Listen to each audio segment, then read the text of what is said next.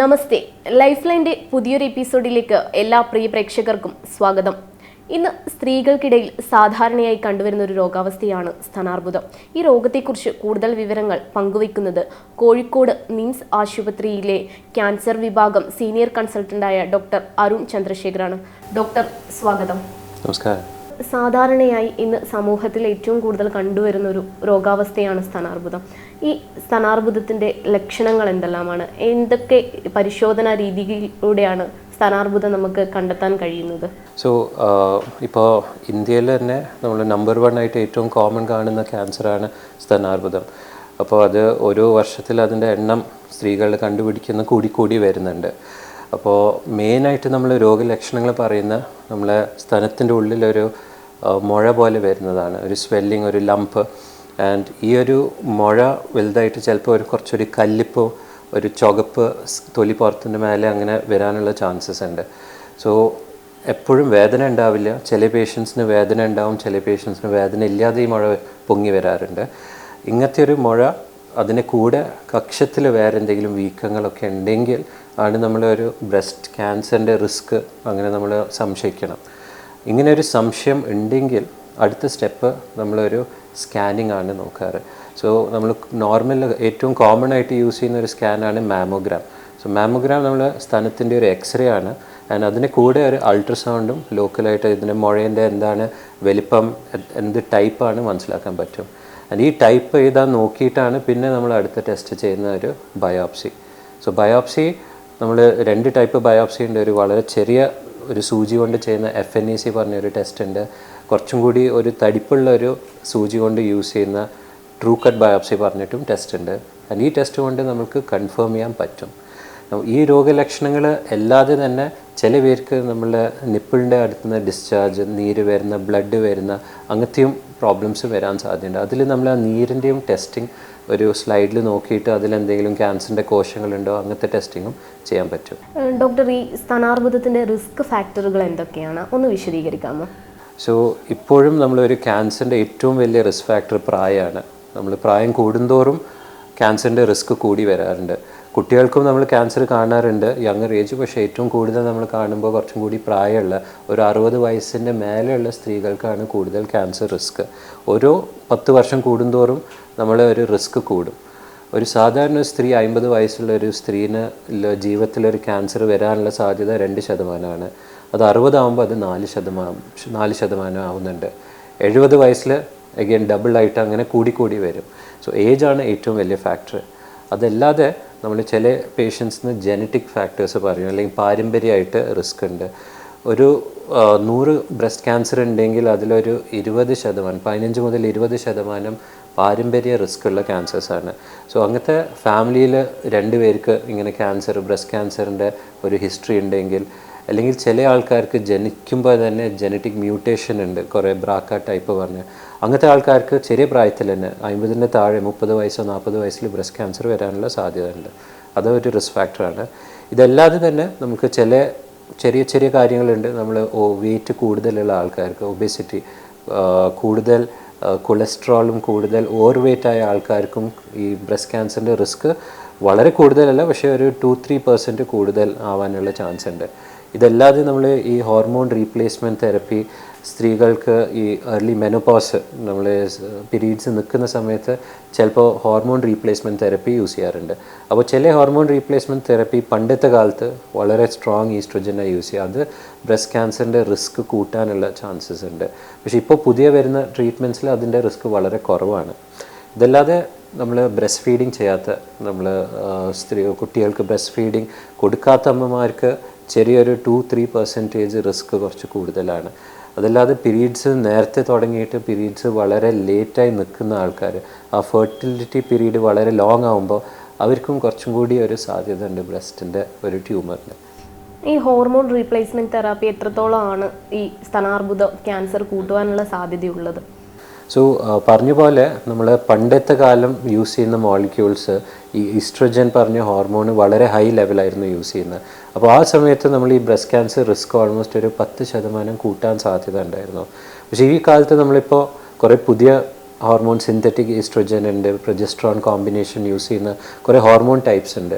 അതിൽ കുറേ റിസ്ക് ആദ്യത്തെ പോലെ അത്ര ഇല്ലെങ്കിലും ചെറിയൊരു ഇൻക്രീസ് ഫാക്ടർ ഉണ്ട്. അപ്പോൾ നമ്മൾ ഈ ഹോർമോൺ റീപ്ലേസ്മെൻറ്റ് തെറപ്പി എല്ലാ സ്ത്രീകൾക്ക് കൊടുക്കാറില്ല. നമ്മൾ ഗൈനക്കോളജിസ്റ്റ് നല്ലോണം സിംറ്റംസ്, നല്ല ബുദ്ധിമുട്ടുള്ള പേഷ്യൻസിൽ, നമ്മൾ ഈ ബോൺ വളരെ വീക്കായിട്ട് വരുന്ന ആൾക്കാർ, ഭയങ്കര ബോഡി പെയിൻ വരുന്ന, ഈ ഹോട്ട് ഫ്ലാഷസ്, ചൂട് വന്നിട്ട് പെട്ടെന്ന് കൂളാവുന്ന, അങ്ങനത്തെയൊക്കെ കുറേ സിംറ്റംസ്, കുറേ ലക്ഷണങ്ങൾ ഉണ്ടാകുമ്പോൾ ഈ ഹോർമോൺ റീപ്ലേസ്മെൻ്റ് ആണ് യൂസ് ചെയ്യാറ്. ആ സമയത്ത് നമ്മൾ പേഷ്യൻറ്റിനോട് അവരുടെ ഫാമിലിയിൽ ബ്രസ്റ്റ് ക്യാൻസറിൻ്റെ ഹിസ്റ്ററി ഉണ്ടോ, സ്തനാർബുദത്തിൻ്റെ അങ്ങനത്തെ ആർക്കെങ്കിലും ഉണ്ടായിട്ടുണ്ടോ, അല്ലെങ്കിൽ അങ്ങനത്തെ എന്തെങ്കിലും റിസ്ക് ഉള്ള ആൾക്കാർക്ക് തുടങ്ങാറില്ല. പക്ഷെ ബാക്കി ആൾക്കാർക്ക് ആ ബെനിഫിറ്റും റിസ്ക് ബാലൻസ് ചെയ്തിട്ട് ചെറിയൊരു റിസ്ക് എടുത്തിട്ട് നമുക്ക് നല്ല കാര്യങ്ങൾ കിട്ടുകയാണെങ്കിൽ ആ ഹോർമോൺ റീപ്ലേസ്മെൻറ്റ് തെറപ്പി ചെയ്യാൻ പറ്റും. ഇന്നത്തെ ആധുനിക ജീവിതത്തിൽ പ്രത്യേകിച്ച് സ്ത്രീകൾ ഭയങ്കര ഹോർമോൺ ചേഞ്ചസ് അനുഭവപ്പെടുന്നുണ്ടാവും. അത് ജോലി സ്ഥലത്തായിരിക്കാം, കുടുംബങ്ങളിലായിരിക്കാം, മാനസികമായി അവർ ഹോർമോൺ ചേഞ്ചുകൾ ഉണ്ടാവാം. ഇത് സ്തനാർബുദ രോഗം വർദ്ധിക്കാനുള്ള കാരണമാവുന്നില്ലേ? സോ ഇതൊരു കറക്റ്റ് ഒരു നല്ല പോയിൻ്റാണ് നിങ്ങൾ റേസ് ചെയ്ത. സ്ട്രെസ്സ് പറയുമ്പോൾ നമ്മൾ സ്ട്രെസ്സ് കാരണം, അത് ചില പേഷ്യൻസ് ചോദിക്കാറുണ്ട്, അതിൻ്റെ റിസർച്ചും നടക്കാറുണ്ട്, സ്ട്രെസ്സ് കാരണം നമ്മൾക്ക് ക്യാൻസറിൻ്റെ റിസ്ക് കൂടാറുണ്ടോ? സോ അതൊരു ഡിഫിക്കൽട്ട് ക്വസ്റ്റ്യൻ ആണ്. അതൊരു ഡയറക്റ്റ് നേരെ നമ്മൾ സ്ട്രെസ്സ് കൂടി നാളെ ഒരു പേഷ്യൻറ്റ് ക്യാൻസർ വരും അങ്ങനെയല്ല പറയുന്നത്. പക്ഷേ സ്ട്രെസ്സ് കാരണം വേറെ കുറേ ഇഷ്യൂസ് പറഞ്ഞ പോലെ ഹോർമോൺ ചേഞ്ചസ് ശരീരത്തിൽ വരാൻ സാധ്യതയുണ്ട്. അസിഡിറ്റി, നമ്മൾ വയറ്റിൻ്റെ ഉള്ളിൽ പുണ്ണ് പോലെ വരാൻ. സോ അങ്ങനത്തെ കാരണങ്ങൾ കാരണം പുണ്ണിൻ്റെ ഒരു 100 ആൾക്കാർക്ക് ഒരു വയറ്റിൻ്റെ ഒരു പുണ്ണുണ്ടെങ്കിൽ അതിൽ ഒരു 5% ഉള്ളൂ അത് ലേറ്റർ ഓൺ ക്യാൻസർ ആവാൻ സാധ്യത. സോ റിസ്ക് വളരെ വളരെ കുറവാണ്. അപ്പോൾ ഈ ഹോർമോണിലും നമ്മൾ എല്ലാ ബ്രസ്റ്റ് ക്യാൻസർ ഹോർമോൺ ടൈപ്പ് അല്ല. ചില ടൈപ്പ് ഉണ്ട് ട്രിപ്പിൾ നെഗറ്റീവ്, ഹോർമോൺ കൊണ്ട് ഒരു റിലേഷൻ ഇല്ലാത്ത ടൈപ്പ് ക്യാൻസേഴ്സ് ഉണ്ട്. ചില ടൈപ്പ് ഉണ്ട് HER2 പോസിറ്റീവ് പറഞ്ഞിട്ട്, അത് വേറെ ഒരു ഹോർമോൺ അല്ലാത്ത ഒരു ടാർഗറ്റിനെ അത് കാരണമാണ് അതിന് കൂടുന്ന ആ ക്യാൻസർ. അപ്പോൾ അങ്ങനത്തെ ടൈപ്പിൽ ഈ സ്ട്രെസ്സിൻ്റെ ഒരു ലിങ്ക് ഇല്ല. അപ്പോൾ നമ്മൾ ഓൾവേസ് പറയാറുണ്ട് സ്ട്രെസ്സ് ക്യാൻസർ മാത്രമല്ല, ജനറൽ ഹെൽത്ത്, BP-ൻ്റെ, ഹാർട്ടിൻ്റെ മേലെ, കൊളസ്ട്രോളിൻ്റെ മേലെ മൾട്ടിപ്പിൾ ഇഷ്യൂസ് ഉണ്ട്. അപ്പോൾ സ്ട്രെസ്സ് കുറയ്ക്കാൻ പറ്റുകയാണെങ്കിൽ ബാക്കി രോഗങ്ങളും കൺട്രോൾ ചെയ്യാൻ പറ്റും. ആൻഡ് അതായിട്ട് ക്യാൻസറിൻ്റെ ഒരു റിസ്ക് ചെറിയ രീതിയിൽ നമുക്ക് കൺട്രോൾ ചെയ്യാം. അപ്പോൾ സ്ട്രെസ് ഇല്ലാത്ത ആൾക്ക് ക്യാൻസർ വരില്ല അല്ല, പക്ഷേ നമ്മുടെ ജീവിതത്തിൽ സ്ട്രെസ്സ് കുറയ്ക്കുമ്പോൾ ബാക്കി നല്ല നമ്മുടെ ജീവിത ലൈഫ് സ്റ്റൈൽ ഫാക്ടേഴ്സും നന്നായി വരും. അപ്പോൾ പേഷ്യൻ്റെ ഹെൽത്തും ഭയങ്കരമായിട്ട് ഇമ്പ്രൂവ് ആകും. ഡോക്ടർ, ഈ സ്തനാർബുദത്തിൻ്റെ ചികിത്സാ രീതികളും വിവിധ ഘട്ടങ്ങളിലൂടെയാണല്ലോ ഈ സ്തനാർബുദം. ആദ്യം തന്നെ ചിലപ്പോൾ രോഗം നിർണ്ണയിക്കപ്പെടുന്ന ആളുകളുണ്ടാവും, ചിലപ്പോൾ വൈകി രോഗനിർണയം അറിയുന്ന ആളുകളുണ്ടാവും. അപ്പോൾ ഇതിൻ്റെ ചികിത്സാ രീതികൾ ഏതൊക്കെയാണ്? സോ നമ്മൾ ഈ ബ്രസ്റ്റ് ക്യാൻസറിൽ ഏതൊക്കെ സ്റ്റേജുകളാണ് നമ്മൾ പറയാറ്. അപ്പോൾ നമ്മൾ മെയിനായിട്ട് 4 സ്റ്റേജ് ഉണ്ട്. അതിൽ ഒന്നാമത്തെ സ്റ്റേജാണ് ഏറ്റവും കുറഞ്ഞ സൈസിൽ ഏറ്റവും ചെറിയ മുഴയായിട്ട് നമ്മൾ കണ്ടുപിടിക്കുന്നത്. അത് വേറെ എങ്ങോട്ടും സ്പ്രെഡ് ആയിട്ടില്ല. രണ്ടാമത്തെ സ്റ്റേജിൽ അതിന് വലിപ്പം കുറച്ച് കൂടിയിട്ടുണ്ട്, 2 സെൻറ്റിമീറ്ററിൻ്റെ മേലെ, 5 സെൻറ്റിമീറ്റർ, 6 സെൻറ്റിമീറ്റർ. പക്ഷേ അവിടെ തന്നെ മറ്റേ ബ്രസ്റ്റിലല്ലാതെ വേറെ എവിടെയും ബുദ്ധിമുട്ടുമില്ല. മൂന്നാമത്തെ സ്റ്റേജിലാണ് നമ്മൾ അടുത്ത ഈ കക്ഷത്തിൻ്റെ ഉള്ളിലെ കള്ളകളിലേക്ക് ഇത് പകരുമ്പോൾ, അപ്പോൾ നമ്മൾ മൂന്നാമത്തെ സ്റ്റേജ് വരുന്നത്. നാലാമത്തെ സ്റ്റേജാണ് ദൂരെ സ്പ്രെഡ് ആകുമ്പോൾ, നമ്മൾ ബ്രസ്റ്റിൻ്റെ ഉള്ളിൽ നിന്ന് വേറെ ലിവറിൻ്റെ നമ്മൾ അല്ലെങ്കിൽ ലങ്സിൻ്റെ ഉള്ളിൽ, എല്ലിൻ്റെ ഉള്ളിൽ, വേറെ വയറ്റിൻ്റെ ഉള്ളിൽ അങ്ങനെ സ്പ്രെഡ് ആകുമ്പോഴാണ് നാലാമത്തെ സ്റ്റേജ് പറയുക. അപ്പോൾ ഓരോ സ്റ്റേജ് അനുസരിച്ചിട്ട് നമ്മൾ അതിൻ്റെ ട്രീറ്റ്മെൻറ്റിലും വ്യത്യാസം വരും. ഒന്നാമത്തെ സ്റ്റേജിലെ ക്യാൻസറിൽ കൂടുതൽ നമ്മൾ സർജറി, ആദ്യം നമ്മൾ ഓപ്പറേഷൻ ഇത് ചെയ്തിട്ടാണ് നമ്മൾ അതിനെ ബ്രസ്റ്റിനെ റിമൂവ് ചെയ്യുന്നത്. അപ്പോൾ ഓപ്പറേഷനിൽ നമ്മൾ 2 ടൈപ്പ് സർജറി ഉണ്ട്. നമ്മൾ ബ്രസ്റ്റ് പൂർണ്ണമായിട്ട് എടുത്ത് മാറ്റിക്കളയുന്ന, ചില പേർക്ക് നമുക്ക് ആ മുഴ മാത്രം മാറ്റിയെടുത്താൽ മതി. അപ്പോൾ ഓരോ ആൾക്കാർക്ക് വ്യത്യാസ ട്രീറ്റ്മെൻറ്റ് ഓപ്ഷനാണ്. പക്ഷേ കൂടുതൽ ഇപ്പോൾ നമ്മൾ ഈ കാലത്ത് സ്ത്രീകൾക്ക് നമ്മൾ ആ മുഴ മാത്രമായിട്ട് നീക്കിയിട്ട് നമ്മൾക്ക് ബാക്കി ബ്രസ്റ്റിനെ അവിടെ തന്നെ വെച്ചിട്ട് ട്രീറ്റ്മെൻറ്റ് ചെയ്യാൻ പറ്റുന്നുണ്ട്. അതുകൊണ്ട് ബ്രസ്റ്റിൻ്റെ എന്തെങ്കിലും ഫ്യൂച്ചറിൽ അതിൻ്റെ ഇനിയും ബുദ്ധിമുട്ടുണ്ടാവാൻ സാധ്യത ഇല്ല. നമ്മൾ പൂർണ്ണമായിട്ട് മാറ്റിക്കളയും. പിന്നെ അതിൻ്റെ ഒരു മുഴ മാത്രം മാറ്റുമ്പോഴും രണ്ടിലും തുല്യമായിട്ട് നമുക്ക് നല്ല ഔട്ട്കം കിട്ടാറുണ്ട്.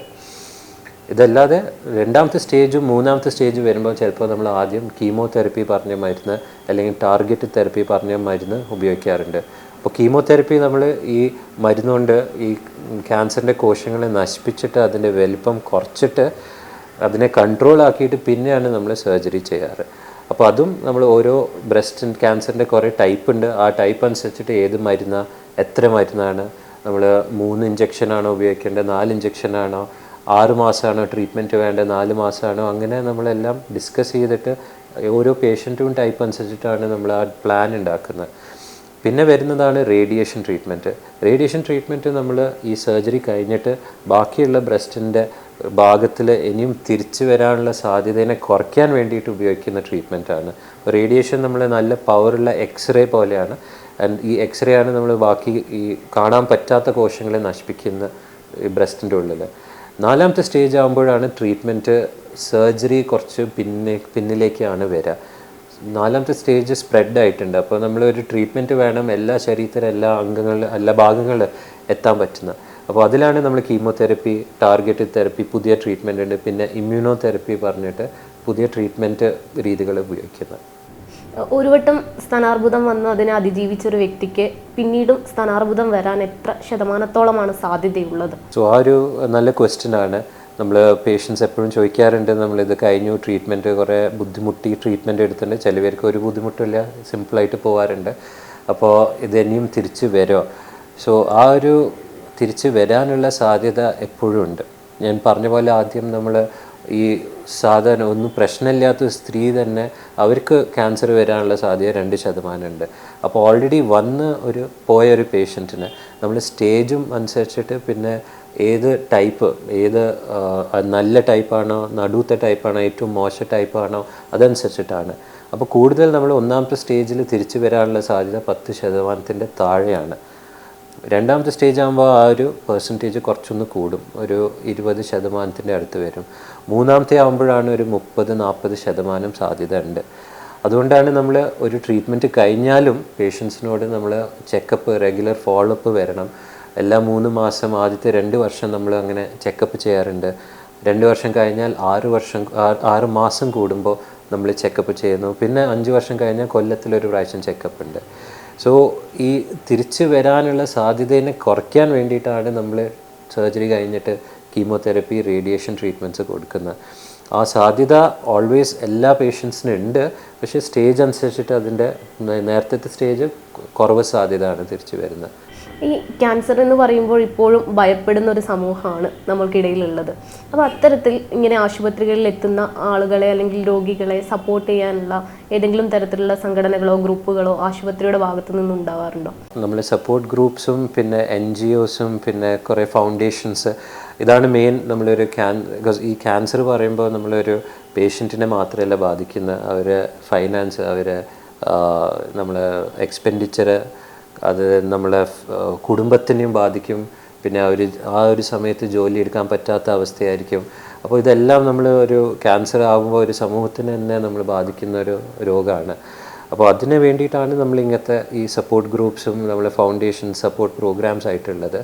അപ്പോൾ നമ്മളിവിടെ ഹോസ്പിറ്റൽ തന്നെ നമ്മൾ ആസ്ട്രൻ്റെ DM ഫൗണ്ടേഷൻ പറഞ്ഞ് നമ്മൾ ഫൈനാൻഷ്യലി ബുദ്ധിമുട്ടുള്ള പേഷ്യൻസിന് അവർക്ക് വേണ്ടി ഒരു മീൻസ് ഒരു എക്സ്ട്രാ ഒരു ഫണ്ട് പോലെ അവർക്ക് ട്രീറ്റ്മെൻറ്റ്, ചികിത്സ പൂർണ്ണമാക്കാനുള്ള ഒരു സഹായം കിട്ടാറുണ്ട്.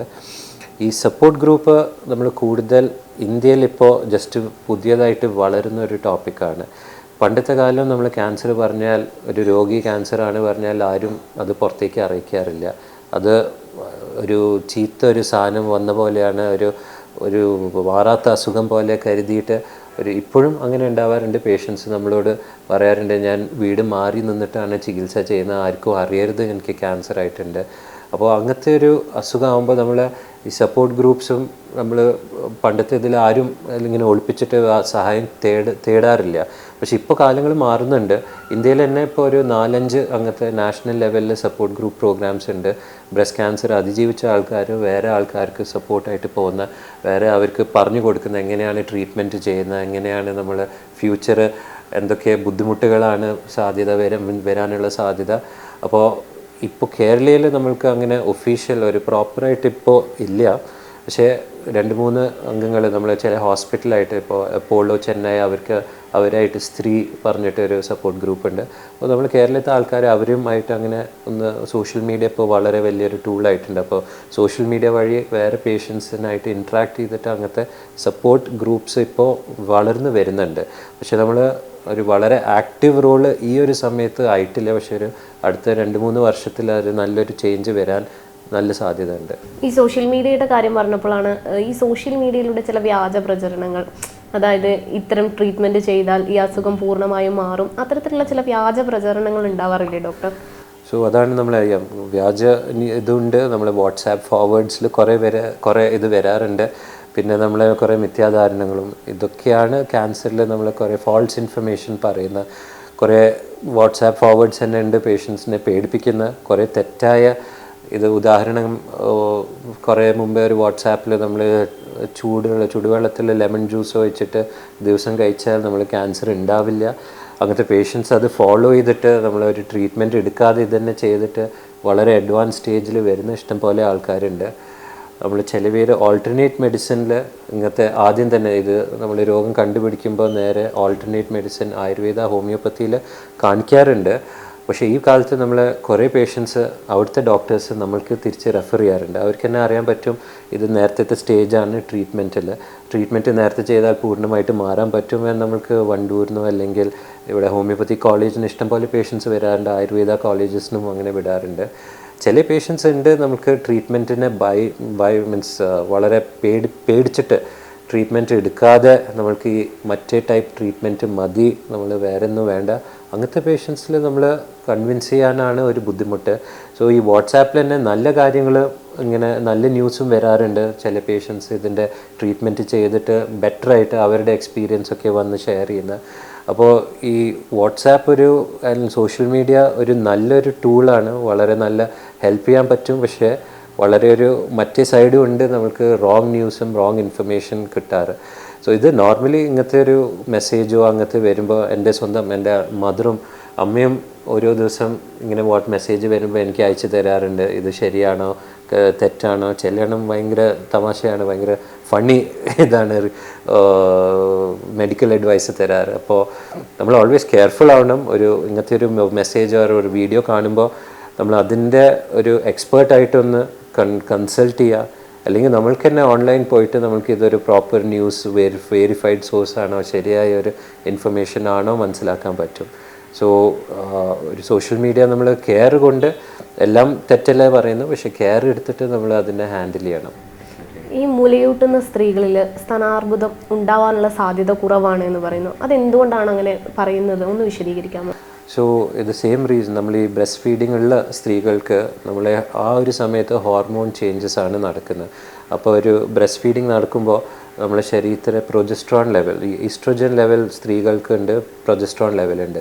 ഈസ്ട്രോജൻ ലെവൽ കുറയും ബ്രസ്റ്റ് ഫീഡിങ് ചെയ്യുമ്പോൾ, ആൻഡ് ഈ പ്രൊജസ്ട്രോൺ ലെവൽ കൂടിയിട്ടിരിക്കും. അപ്പോൾ ഈ ഒരു ബാലൻസ് ആകുമ്പോൾ നമ്മൾ ഈ ബ്രസ്റ്റിൻ്റെ ടിഷ്യൂവിൻ്റെ മേലെ ഈ ബ്രസ്റ്റ് ക്യാൻസർ എങ്ങനെയാണ് വരുന്നത്?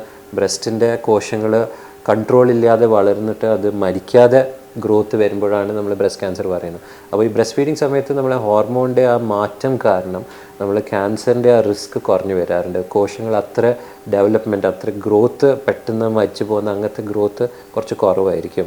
സോ ആ ബ്രസ്റ്റ് ഫീഡിങ് സമയം വരെ, അതുകൊണ്ടാണ് നമ്മൾ ചില സ്ത്രീകൾക്ക് ആ സമയത്ത് പീരീഡ്സും നിൽക്കാറുണ്ട്. ബ്രസ്റ്റ് ഫീഡിങ് കഴിയുമ്പോൾ അപ്പോൾ നമ്മൾ ഇനിയും തിരിച്ച് പീരീഡ്സ് റീസ്റ്റാർട്ട് ചെയ്യാറുണ്ട്. അപ്പോൾ ഈ പീരീഡ്സ് ഹോൾഡിൽ ഉള്ള സ്ത്രീകൾക്ക് അവർക്ക് കൂടുതൽ ബ്രസ്റ്റ് ക്യാൻസറിലുള്ള പ്രൊട്ടക്ഷൻ, കൂടുതൽ അതിൻ്റെ സാധ്യത കുറയാറുണ്ട്. ഈ ബ്രസ്റ്റ് ക്യാൻസറിനെ അതിജീവിച്ചവർക്കുള്ള ഫോളോ അപ്പും സ്ക്രീനിങ്ങുകളും എന്തൊക്കെയാണ് ഡോക്ടർ? സോ എല്ലാ പേഷ്യൻസ് ബ്രസ്റ്റ് ക്യാൻസർ ഇത് ട്രീറ്റ്മെൻറ്റ് കഴിഞ്ഞാലും ഒരു 1ാമത്തെ സ്റ്റേജ് ആണെങ്കിലും അല്ലെങ്കിൽ ഒരു 3ാമത്തെ സ്റ്റേജ്, അങ്ങനത്തെ പേഷ്യൻസിൽ നമ്മൾ ഫോളോ അപ്പ് വളരെ കൃത്യമായിട്ട് ചെയ്യേണ്ടതാണ്. അപ്പോൾ അതിൽ നമ്പർ 1, എല്ലാ 3 മാസം സ്ത്രീകൾ നമ്മൾ OPDയിൽ വിളിക്കാറുണ്ട്. നമ്മൾ ബ്രസ്റ്റിൻ്റെ ഒരു ഇത് ഡോക്ടർ ചെയ്യുന്നതാണ്, ബ്രസ്റ്റിൻ്റെ ഒരു എക്സാമിനേഷൻ ചെയ്യാറുണ്ട്. 6 മാസം കൂടുമ്പോൾ നമ്മൾ ഒരു ചെറിയ ബ്ലഡ് ടെസ്റ്റ് ഉണ്ട്, അതിന് മരുന്നിൻ്റെ എന്തെങ്കിലും സൈഡ് ഇഫക്റ്റോ കാര്യങ്ങളോ നോക്കാറുണ്ട്. വർഷത്തിലൊരു പ്രാവശ്യം നമ്മൾ മാമോഗ്രാം, ഒരു ബ്രസ്റ്റിൻ്റെ എക്സ്റേ, നമ്മളിവിടെ ഹോസ്പിറ്റലിൽ ഒരു അൾട്രാസൗണ്ടും ഒരു ചെസ്റ്റിൻ്റെ നെഞ്ചിൻ്റെ ഒരു എക്സ്റേയും എടുക്കാറുണ്ട്. സ്ത്രീകൾക്ക് വീട്ടിൽ തന്നെ എല്ലാ മാസവും നമ്മൾ പറയാറുണ്ട് സെൽഫ് ബ്രസ്റ്റ് എക്സാമിനേഷൻ, സ്വന്തമായിട്ട് നമ്മൾ സ്തനത്തിനെ പരിശോധിക്കുന്ന, അതെങ്ങനെ ചെയ്യേണ്ട നമ്മൾ കുറച്ച് വീഡിയോസ് ഉണ്ട് ഓൺലൈൻ തന്നെ കിട്ടുന്ന. അപ്പോൾ സ്വന്തമായിട്ട് നമ്മൾ പീരീഡ്സിൻ്റെ കഴിഞ്ഞിട്ടുള്ള ജസ്റ്റ് ഒരു 5 ദിവസം പീരീഡ്സ് ഉണ്ടെങ്കിൽ നമ്മൾ 6ാമത്തെ ദിവസം മുതൽ ചെക്ക് ചെയ്യാൻ പറ്റും. ആൻഡ് അതിൽ എന്തെങ്കിലും സ്വന്തമായിട്ട് ഈ ബ്രസ്റ്റും പിന്നെ കക്ഷത്തിൽ കൈ കൊണ്ട് തൊട്ട് നോക്കിയിട്ട് മനസ്സിലാക്കാൻ പറ്റും അതിലെന്തെങ്കിലും മുഴകളുണ്ടോ, വേറെ എന്തെങ്കിലും കല്ലിപ്പുണ്ടോ, എന്തെങ്കിലും സ്കിന്നിൽ വ്യത്യാസങ്ങൾ കാണുന്നുണ്ടോ, അങ്ങനത്തെ എന്തെങ്കിലും ലക്ഷണങ്ങൾ ഉണ്ടെങ്കിൽ ഇമ്മീഡിയറ്റ്ലി നമ്മൾ ഡോക്ടറിനെ കാണാൻ പറയാറുണ്ട്. ഇതല്ലാതെ നമ്മൾ ആദ്യത്തെ ഈ ടെസ്റ്റ് ഈ കാര്യങ്ങൾ ഫോളോ അപ്പ് ആദ്യത്തെ 2 വർഷമാണ് ഈ 3 മാസം വളരെ സ്ട്രിക്റ്റ് ആയിട്ട് നോക്കാറ്. എന്തുകൊണ്ടാണ് നമ്മൾ ഈ ആദ്യത്തെ 2 വർഷമാണ് ഇത് തിരിച്ചു വരാനുള്ള സാധ്യത ഏറ്റവും കൂടുതൽ. അത് കഴിഞ്ഞിട്ട് 2 ഇയേഴ്സ് കഴിഞ്ഞാൽ അതിൻ്റെ സാധ്യത കുറഞ്ഞു വരും. അപ്പോൾ നമ്മൾ സമയം ഫോളോ അപ്പിനെ നീട്ടിക്കൊണ്ടുപോകാറുണ്ട്. അപ്പോൾ 2 വർഷം കഴിഞ്ഞാൽ 6 മാസം കൂടുമ്പോൾ നമ്മൾ പേഷ്യൻസിനെ വിളിക്കാറുണ്ട്. പിന്നെ 5 വർഷം കഴിയുമ്പോൾ കൊല്ലത്തിലൊരു പ്രാവശ്യമാണ് നമ്മൾ ചെക്കപ്പ് ചെയ്യാറ്. നോർമലി 75 വയസ്സ് വരെയാണ് കൂടുതൽ പേഷ്യൻസ് നമ്മൾ ഈ വർഷത്തിൽ മാമോഗ്രാം ചെയ്യാറ്. അത് കഴിഞ്ഞിട്ട് എന്തെങ്കിലും ബുദ്ധിമുട്ടുണ്ടെങ്കിൽ മാത്രമാണ് ടെസ്റ്റിംഗ് ചെയ്യാറ്. സ്ത്രീകളെ പോലെ തന്നെ പുരുഷന്മാർക്കിടയിലും സ്ഥാനാർബുദം ഉണ്ടാവാറുണ്ട് എന്ന് പറയുന്നു. എന്തൊക്കെയാണ് ഈ പുരുഷന്മാർക്ക് സ്ഥാനാർബുദം ഉണ്ടാവാനുള്ള കാരണങ്ങൾ എന്തൊക്കെയാണ് അതിൻ്റെ ലക്ഷണങ്ങൾ ഡോക്ടർ? സോ പുരുഷന്മാർ യെസ് ഉണ്ടാവാറുണ്ട്, പക്ഷേ വളരെ റെയറാണ്. ബിക്കോസ് ഈ ബ്രസ്റ്റിൻ്റെ ടിഷ്യൂ നമ്മൾ ബ്രസ്റ്റിൻ്റെ കോശങ്ങൾ ആണുങ്ങൾക്കുണ്ട്, പുരുഷന്മാർക്കും സ്ത്രീകൾക്കും ഉണ്ട്. സോ നമ്മൾ പറയാറ് 100 ബ്രസ്റ്റ് ക്യാൻസറിൻ്റെ സ്ത്രീകളുണ്ടെങ്കിൽ അതിന് ഈക്വൽ ഒരാൾക്ക് വരും, ഒരു മെയിൽ പേഷ്യൻറ്റിന്, ഒരു പുരുഷന് ഈ ബ്രസ്റ്റ് ക്യാൻസർ വരും. കൂടുതൽ സമയം ഒരു മുഴയായിട്ടാണ് നമ്മൾ അങ്ങനെ പേഷ്യൻറ്റ് സ്വന്തമായിട്ട് ഇങ്ങനെ തൊട്ട് നോക്കുമ്പോൾ ചെറിയൊരു മുഴയായിട്ടാണ് കാണാറ്. ആൻഡ് കൂടുതൽ പേഷ്യൻസ് നമ്മളിത് വളരെ നേരത്തെയാണ് കണ്ടുപിടിക്കുക. ബിക്കോസ് നോർമലി ആണുങ്ങൾക്ക് ആ ബ്രസ്റ്റ് ബാക്കി വലിയ ബ്രസ്റ്റ് ഒന്നുമല്ല. അപ്പോൾ ചെറിയ മുഴയാണെങ്കിൽ പൊന്തി നിന്നിട്ട് കാണാൻ പറ്റും അത്. അപ്പോൾ വെറുതെ അങ്ങനെ തൊടുമ്പോൾ മനസ്സിലാക്കാൻ പറ്റും. അതിൽ എന്തുകൊണ്ട് വരുന്നു അങ്ങനത്തെ ഇനിയും ഞാൻ പറഞ്ഞ പോലെ പ്രായമാണ്, കൂടുതൽ പ്രായമുള്ള പേഷ്യൻസിലാണ് വരുന്നത്. പിന്നെ പണ്ട് ചെറിയ പ്രായത്തിൽ ചില പേര് വേറെ അസുഖത്തിന്, വേറെ ക്യാൻസറിന് റേഡിയേഷനൊക്കെ ചെസ്റ്റിൽ, എക്സാമ്പിൾ നമ്മൾ ഈ ലിംഫോമ പറഞ്ഞ അസുഖത്തിൽ നമ്മൾ റേഡിയേഷൻ ചെസ്റ്റിൽ എടുക്കാറുണ്ട്. അപ്പോൾ റേഡിയേഷൻ കഴിഞ്ഞ ആൾക്കാർക്ക് നമ്മൾ ബ്രസ്റ്റ് ക്യാൻസറിൻ്റെ റിസ്ക് കൂടുതലാണ്. അപ്പോൾ ചില പുരുഷന്മാർക്ക് അത് കാരണം ഇങ്ങനെ ബുദ്ധിമുട്ട് വരാറുണ്ട്. കൂടുതൽ സമയം ആണുങ്ങളുടെ ഈ ബ്രസ്റ്റ് ക്യാൻസർ പറഞ്ഞ പോലെ നല്ല ടൈപ്പാണ്. നമ്മൾ ഹോർമോൺ പോസിറ്റീവ് ടൈപ്പ് പറയുന്നതാണ് ഏറ്റവും നല്ലത്. അപ്പോൾ അതിൽ കൂടുതൽ നമ്മൾ ട്രീറ്റ്മെൻറ്റ് ജസ്റ്റ് സർജറി ചെയ്തിട്ട് പിന്നെ അതിൽ കൂടുതൽ ആൾക്കാർക്ക് റേഡിയേഷൻ്റെ ആവശ്യം ചിലപ്പോൾ വരാറില്ല. പിന്നെ ഹോർമോണൽ തെറപ്പി പറഞ്ഞിട്ട് ഗുളിക ഒന്ന് ഈ അസുഖത്തിനെ കൺട്രോൾ ചെയ്യാൻ 5-10 വർഷം വരെ കൊടുക്കാറുണ്ട്. അതാണ് റഫായിട്ട് നമ്മൾ മെയിൽ ബ്രസ്റ്റ് ക്യാൻസർ. ഡോക്ടർ നേരത്തെ സൂചിപ്പിച്ചതുപോലെ വെയിറ്റ് ഗെയിൻ്റെ കാര്യം പറഞ്ഞു. അപ്പോൾ ഈ വെയിറ്റ് ഗെയിൻ കൂടുതലുള്ള ഒരു രോഗി വരുമ്പോൾ ഡയറ്റോ വ്യായാമമോ അങ്ങനെ എന്തെങ്കിലും അവരോട് പറയാറുണ്ടോ? സോ നമ്മൾ ഈ ട്രീറ്റ്മെൻറ്റ് എടുക്കുന്ന സമയത്ത് നമ്മളെപ്പോഴും പറയും പേഷ്യൻസിനോട് നല്ലോണം ഭക്ഷണം കഴിക്കണം, വെയിറ്റ് മെയിൻറ്റെയിൻ ചെയ്യണം. ബിക്കോസ് നമ്മൾ ട്രീറ്റ്മെൻറ്റ് കാരണം തന്നെ ഫുഡിൻ്റെ ടേസ്റ്റിൽ വ്യത്യാസം, ഒരു ഇഷ്ടമില്ലായ്മ ഭക്ഷണം കാണുമ്പോൾ അങ്ങനത്തെ കുറേ ബുദ്ധിമുട്ടുകൾ വരാറുണ്ട് കീമോതെറപ്പി കാരണം. അപ്പോൾ ആ ഒരു സമയം കുറച്ച് വെയിറ്റ് കൂടിയാലും പ്രശ്നമില്ല, നമ്മൾ വെയിറ്റ് നിലനിർത്തണം. ബിക്കോസ് വെയിറ്റ് ആ സമയത്ത് കുറഞ്ഞു പോവുകയാണെങ്കിൽ മരുന്നിൻ്റെ സൈഡ് ഇഫക്റ്റ് വരാൻ സാധ്യതയുണ്ട്, ബുദ്ധിമുട്ടുകൾ വരാൻ സാധ്യതയുണ്ട്. ട്രീറ്റ്മെൻറ്റ് കഴിഞ്ഞാൽ കൂടുതൽ സ്ത്രീകൾക്ക് നമ്മൾ കാണാറ് വെയിറ്റ് കൂടാറുണ്ട് നമ്മൾ ബോഡി റിക്കവർ ചെയ്യുമ്പോൾ. ആ സമയത്താണ് നമ്മൾ അഡ്വൈസ് ചെയ്യാറ് നമ്മൾ ഡയറ്റീഷ്യൻ നമ്മൾ ഫുഡിനെ എങ്ങനെ നിയന്ത്രിക്കണം, ഒരു ബാലൻസ്ഡ് ഹെൽത്തി ഡയറ്റ്, നമ്മൾ വെയിറ്റ് മെയിൻറ്റെയിൻ ചെയ്യുന്നത് വളരെ ഇമ്പോർട്ടൻ്റ് ആണ്. അപ്പോൾ വ്യായാമം നമ്മൾ എക്സസൈസും യൂഷ്വലി എല്ലാവർക്കും ഞാൻ പറയാറ് ഒരു ആഴ്ചയിൽ 5 ദിവസമെങ്കിലും ഒരു അരമണിക്കൂർ വാക്കിംഗ് നടക്കാൻ പറ്റുകയാണെങ്കിൽ അത് ആഡിക്വേറ്റ്, മോശമില്ലാത്തൊരു എക്സസൈസാണ്. പക്ഷെ ചില സ്ത്രീകൾക്ക് ഇവർ നടക്കാൻ അവർക്ക് മുട്ടുവേദന അങ്ങനത്തെ ചില പ്രായമുള്ള പേഷ്യൻസിൽ ബുദ്ധിമുട്ടുണ്ട്. അപ്പോൾ നമ്മൾ തന്നെ പേഷ്യൻസ് പറഞ്ഞതാണ് യോഗ വളരെ ഒരു നല്ല ഒരു വെയിറ്റ് കൺട്രോൾ ചെയ്യാനുള്ള ഒരു നല്ലൊരു എക്സസൈസാണ്. അപ്പോൾ ഞാൻ യോഗ ഓൾസോ ഈ കാലത്ത് ഞാൻ ആൾക്കാർക്ക് നടക്കാൻ പറ്റുന്നില്ലെങ്കിൽ കുറച്ചൊരു പ്രോപ്പർ ഒരു ഇൻസ്ട്രക്ടർ ഒരാൾ നോക്കിയിട്ട്, ബിക്കോസ് യോഗയിലും നമുക്ക് ചിലപ്പോൾ കുറച്ച് ഇഞ്ചുറി ആവാൻ സാധ്യതയുണ്ട്. അപ്പോൾ ഒരു പ്രോപ്പർ ഇൻസ്ട്രക്ടർ നോക്കിയിട്ട് അവർ പ്രോപ്പർ എക്സസൈസ് ചെയ്യുന്നതാണ് നല്ലത്. ആൻഡ് വെയിറ്റ് ഒരു ഹെൽത്തി പ്രായം അനുസരിച്ചിട്ടും ആ ഹൈറ്റ് അനുസരിച്ചിട്ട് വെയിറ്റ് ഒരു ലെവൽ മെയിൻറ്റെയിൻ ചെയ്യുന്നത് വളരെ ഇമ്പോർട്ടൻ്റ് ആണ്. ഡോക്ടർ, നമ്മൾ നേരത്തെ പറഞ്ഞു, അതായത് പാരമ്പര്യ ഘടകം സ്ഥാനാർബുദ രോഗനിർണയത്തിൽ ചെറിയൊരു സാധ്യതയുണ്ടെന്ന്. അപ്പം ഇത് പാരമ്പര്യമായി ഉള്ള രോഗം നിർണ്ണയിക്കുവാൻ എന്തെങ്കിലും പ്രത്യേകിച്ച് ടെസ്റ്റോ മറ്റു കാര്യങ്ങളോ ഉണ്ടോ? സോ ഞാൻ നേരത്തെ പറഞ്ഞ പോലെ ജനറ്റിക് പാരമ്പര്യമായ ബ്രസ്റ്റ് ക്യാൻസർ ഒരു 15 മുതൽ 20% ആൾക്കാർക്കുണ്ട് ഈ ഒരു സാധ്യത. അപ്പോൾ ഏത് പേഷ്യൻസിനാണ് ഇങ്ങനെ റിസ്ക് ഉള്ള, നമ്മളൊരു ഫാമിലിയിൽ തന്നെ 2 പേർക്ക് ബ്രസ്റ്റ് ക്യാൻസർ ഉള്ള, അല്ലെങ്കിൽ ഒരു സ്ത്രീന് നമ്മൾ സ്ഥാനാർബുദം അല്ലാതെ വേറെ ഒരു അവയവത്തിൻ്റെ ക്യാൻസർ ഉള്ള, എക്സാമ്പിൾ നമ്മൾ ഗർഭാശയമുഖ ക്യാൻസറോ അല്ലെങ്കിൽ നമ്മൾ ഗർഭപാത്രത്തിൻ്റെ ക്യാൻസർ, അങ്ങനത്തെ 2 ക്യാൻസർ കൂടെ ഉണ്ടാകുമ്പോൾ ഇതെല്ലാം നമ്മൾ കുറച്ചൊരു റിസ്ക് കൂടുന്നത്, ഈ പാരമ്പര്യത്തിൻ്റെ റിസ്ക്. അപ്പോൾ ഇത് കണ്ടെത്താൻ വേണ്ടി പണ്ടത്തെ കാലം അങ്ങനെ വലിയ ടെസ്റ്റ് ഇല്ല. പക്ഷേ ഇപ്പോൾ ഈ ഒരു സമയത്ത് നമ്മൾ ഒരു ബ്ലഡ് ടെസ്റ്റ് വഴി അത് റിസ്ക് ഉണ്ടോ ഇല്ലയോ നമുക്ക് മനസ്സിലാക്കാൻ പറ്റും. അപ്പോൾ ഈ ബ്ലഡ് വഴി നമ്മളൊരു ഹെറിഡിറ്ററി ജീൻ പാനൽ പറഞ്ഞിട്ടൊരു ടെസ്റ്റ് ഉണ്ട്. അപ്പോൾ അതിൽ നമ്മൾ ഈ കോശങ്ങളുടെ ഉള്ളിലത്തെ നമ്മൾ DNA പരിശോധിച്ചിട്ട് അതിൽ ഈ റിസ്ക് ഈ കുറേ പാരമ്പര്യമുള്ള ടൈപ്പ് 3-4 ക്യാൻസർ ഉണ്ട്. അതിലൊന്നാണ് ബ്രാക്ക ക്യാൻസർ, ലിൻ സിൻഡ്രോം പറഞ്ഞിട്ട്, ATM മ്യൂട്ടേഷൻസ്, STK മ്യൂട്ടേഷൻസ് പറഞ്ഞ് അങ്ങനെ കുറേ പേര് ഉള്ള ക്യാൻസേഴ്സ് ഉണ്ട്. അപ്പോൾ അങ്ങനത്തെ റിസ്ക് ഉണ്ടോ ഇല്ലയോ നമുക്ക് ഈ ബ്ലഡ് ടെസ്റ്റിൽ മനസ്സിലാക്കാൻ പറ്റും. പ്രായം 50 വയസ്സിന് താഴെയുള്ള സ്ത്രീകൾക്ക് ബ്രസ്റ്റ് ക്യാൻസർ വരുമ്പോൾ ഞാൻ പറഞ്ഞ പോലെ ഫാമിലിയിൽ 2-3 പേർക്കുള്ളത് 2-3 പേർക്ക് ബ്രസ്റ്റ് ക്യാൻസർ ഉണ്ടെങ്കിൽ ആൻഡ് ഈ 2 ക്യാൻസർ ടൈപ്പുള്ള ആൾക്കാർക്കാണ്. അപ്പോൾ ബ്ലഡിൻ്റെ ഒരു സാമ്പിൾ നോക്കിയിട്ട് അതിൽ റിസൾട്ട് ഒരു 3-4 ആഴ്ചയിൽ വരുന്നതാണ്. ആൻഡ് ഈ റിസൾട്ട് അനുസരിച്ചിട്ട് നമ്മൾക്ക് നല്ല റിസ്ക് ഉണ്ടെങ്കിൽ ചില സ്ത്രീകൾക്ക് നമ്മൾ നോർമൽ ബ്രസ്റ്റ് അതിനെയും നമ്മൾ സർജറി കൊണ്ട് റിമൂവ് ചെയ്യാറുണ്ട്. ബിക്കോസ് മറ്റേ ബ്രസ്റ്റിലും ക്യാൻസർ ഫ്യൂച്ചറിൽ വരാനുള്ള ചാൻസ് ഉണ്ട്. അതല്ലാതെ കുടുംബത്തിലും നമുക്ക് നോക്കാൻ പറ്റും. അപ്പോൾ ഒരു അമ്മയ്ക്ക് ഈ ജനറ്റിക് റിസ്ക് ഉണ്ടെങ്കിൽ അവരെ കുട്ടികൾക്ക് നമുക്ക് ടെസ്റ്റ് ചെയ്യാൻ പറ്റും. പെൺകുട്ടികളാണെങ്കിലും ആൺകുട്ടികളാണെങ്കിലും നമുക്ക് ബ്ലഡിൻ്റെ അവരുടെയും പരിശോധിച്ചിട്ട് നമ്മൾ ഈ ഒരു റിസ്ക് അവർക്കും ഉണ്ടോ ഇല്ലയോ മനസ്സിലാക്കാൻ പറ്റും. ആൻഡ് ഈ റിസ്ക്കുള്ള ആൾക്കാർക്ക് നമ്മൾക്ക് നേരത്തെ കണ്ടുപിടിക്കാൻ വേണ്ടി ഒരു 25 വയസ്സ് കഴിഞ്ഞിട്ട് നമ്മൾ അങ്ങനത്തെ പോസിറ്റീവ് വന്ന കുട്ടികൾക്ക് ഈ MRI ചെയ്യാറുണ്ട്. ഫുൾ ബോഡി MRI ഉണ്ട്, ബ്രസ്റ്റിൻ്റെ മാത്രം നോക്കുന്ന MRI ഉണ്ട്. അതല്ലാതെ ബാക്കി ക്യാൻസറിനും റിസ്ക് ഉണ്ടോ നോക്കുന്ന എൻഡോസ്കോപ്പിയും ടെസ്റ്റും ഉണ്ട്. സോ അത് നമ്മൾ നേരത്തെ ഇപ്പോൾ എന്തെങ്കിലും ബുദ്ധിമുട്ടുണ്ടെങ്കിൽ നേരത്തെ കണ്ടുപിടിച്ചിട്ട് അതിന് പൂർണ്ണമായിട്ട് ട്രീറ്റ്മെൻറ്റ് ചെയ്യാൻ പറ്റും. ഡോക്ടർ, ഈ ക്യാൻസറിനെ ഭയത്തോടെ കാണുന്ന ഒരുപാട് ആളുകളുണ്ട്, രോഗികളുണ്ട്. ആ രോഗികളോട് എന്താണ് പറയാനുള്ളത്? ഈ ഒരു സമയത്ത് നമ്മൾ നേരത്തെ കണ്ടുപിടിക്കുകയാണെങ്കിൽ പൂർണ്ണമായിട്ട് ചികിത്സ ചെയ്യാൻ പറ്റുന്ന ഒരു രോഗമാണ്. ആൻഡ് ബ്രസ്റ്റ് ക്യാൻസർ, സ്തനാർബുദം മറ്റേ അർബുദങ്ങളായിട്ട് നോക്കുമ്പോൾ വളരെ നല്ല ഔട്ട്കം, വളരെ നല്ല ഫ്യൂച്ചറുള്ള ഒരു രോഗമാണ്. ഇതിൽ ഞാൻ പറഞ്ഞ പോലെ കുറേ ടൈപ്പ് ഉണ്ട്. പക്ഷേ ഓരോ ടൈപ്പിലും അതിൻ്റേതായ ഒരു ചികിത്സാ രീതിയുണ്ട്, അതിൻ്റേതായ ഒരു പ്രോട്ടോക്കോൾ ഉണ്ട്. അത് നമ്മൾ പൂർണ്ണമായിട്ട് കംപ്ലീറ്റ് ചെയ്യുമ്പോൾ ഓൾമോസ്റ്റ് ഒരു 70-80% ആൾക്കാർക്ക് അസുഖം ഇല്ലാതെ ഒരു നല്ലൊരു ജീവിതം ഡെഫിനറ്റ്ലി ജീവിക്കാൻ പറ്റുന്നുണ്ട്. അതല്ലാതെ തന്നെ നമ്മൾ ട്രീറ്റ്മെൻറ്റിലും കുറേ പുതിയ ഡെവലപ്മെൻറ്റ്, പുതിയ ടെക്നോളജി വന്നിട്ടുണ്ട്. പണ്ടത്തെ കാലത്തുള്ള സൈഡ് ഇഫക്ട്സ് ഇപ്പോൾ വളരെ കുറഞ്ഞിട്ടുണ്ട്. ഛർദി, അങ്ങനത്തെ ബുദ്ധിമുട്ട്, ഇപ്പോൾ മുടി കൊഴിച്ചിലിനും കുറയ്ക്കാൻ വേണ്ടിയിട്ടുള്ള നമ്മളെ ട്രീറ്റ്മെൻറ്റ് ഉണ്ട്, സ്കാൽപ്പ് കൂളിംഗ് പറഞ്ഞിട്ട്. അപ്പോൾ ഈ ഒരു ഡെവലപ്മെൻറ്റ് കാരണം ട്രീറ്റ്മെൻറ്റും വലിയ ബുദ്ധിമുട്ടൊന്നും ഇല്ലാതെ പേഷ്യൻസിന് ഇപ്പോൾ പൂർണ്ണമായിട്ട് കംപ്ലീറ്റ് ചെയ്യാൻ പറ്റുന്നുണ്ട്.